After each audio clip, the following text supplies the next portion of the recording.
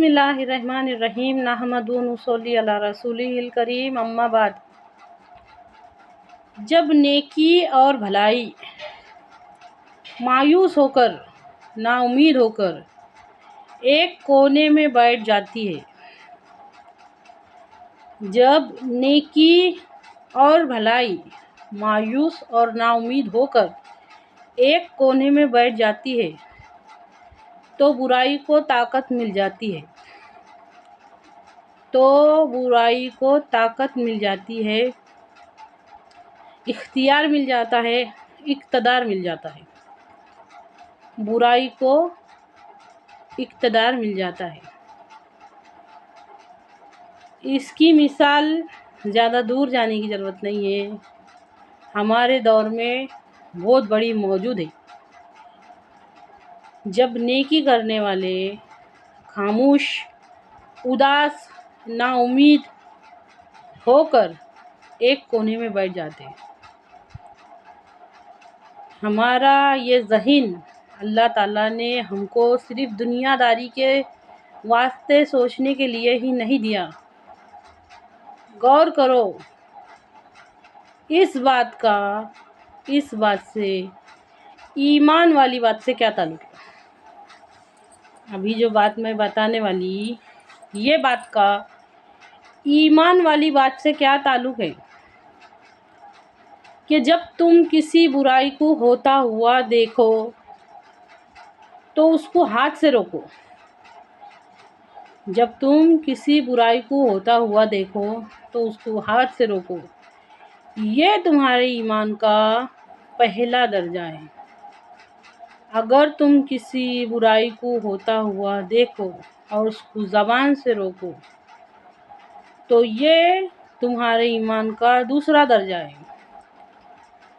جب تم کسی برائی کو، اگر یہ بھی نہیں ہو سکا، زبان سے روکنے کا کام بھی نہیں ہو سکا، تو کم سے کم ادنا ایمان کا درجہ یہ ہے، ادنا ایمان کا درجہ یہ ہے کہ تم اس برائی کو دل میں برا محسوس کرو۔ اس بات کا ایمان والی بات سے کیا تعلق ہے؟ غور کرو، ہمارا ذہن صرف دنیا داری کو سوچنے کے واسطے نہیں دیا گیا۔ تھوڑی دیر اپنی ساری مصروفیات کو بھلا کے اس بات میں غور کرو، اس بات کا ایمان والی بات سے کیا تعلق ہے؟ آج ہماری حالت یہ ہے، اللہ معاف کرے، کہ سوچ کے دیکھو، غور کر کے دیکھو کہ ہمارے پاس کون سے درجے کا ایمان ہے۔ گانے والوں کے ساتھ گاتے، ناچنے والوں کے ساتھ ناچتے، غیبت کرنے والوں کے ساتھ غیبت کرتے، چغلی کرنے والوں کے ساتھ چغلی کرتے، حرام کا کھانے والوں کے ساتھ حرام کا کھاتے، ہر چیز کا ساتھ دیتے، دھوکے دینے والوں کے ساتھ دھوکے دیتے۔ اچھی طرح سے غور کرو اس بات میں کہ ہم کون سے درجے کا ایمان لے کے گھوم رہے ہیں۔ ہماری مثال ایسی ہے، جسد بے جان، روح صرف جسم باقی ہے، روح ہماری اللہ معاف کرے مر چکی ہے۔ اسلامی روح ہمارے اندر کی مر چکی ہے۔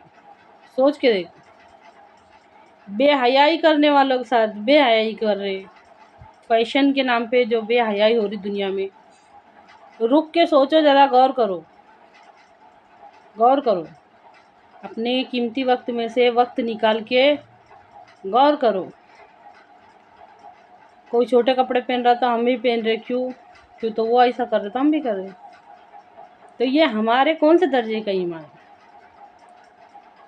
جب تم کسی آخری سٹیج کا ایمان یہ ہے، ادنا درجے کا ایمان یہ ہے کہ کم سے کم برا محسوس کرو، تو اس برا محسوس کرنے کا اثر یہ ہوگا کہ کبھی نہ کبھی ہم کو اس کو چھوڑنے کی توفیق ہوں گی، توبہ کی توفیق ہوں گی،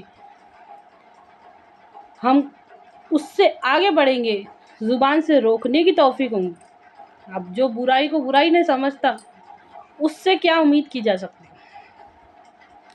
उससे उम्मीद क्या की जा सकती है? गौर करके देखो। जब नेकी और भलाई नाउम्मीद होके, मायूस होके एक कोने में बैठ जाती ना, तो बुराई को ताकत मिलती, और ये हो रहा है।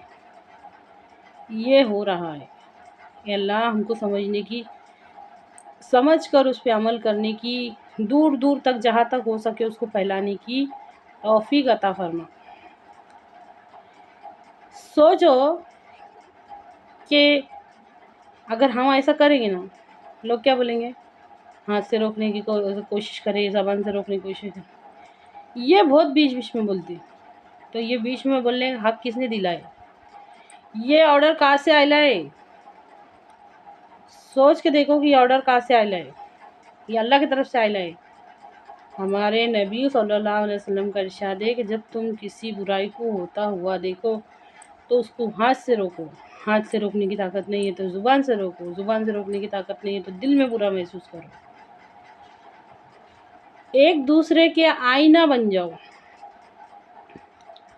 आईना मतलब वो जो हमको हमारे ऐब दिखाता। समझिए इस बात को। एक मुसलमान दूसरे मुसलमान का आईना है। अगर हम ऐसा बोलेंगे, ये बहुत बार बार बात में बीच में बोलते नहीं,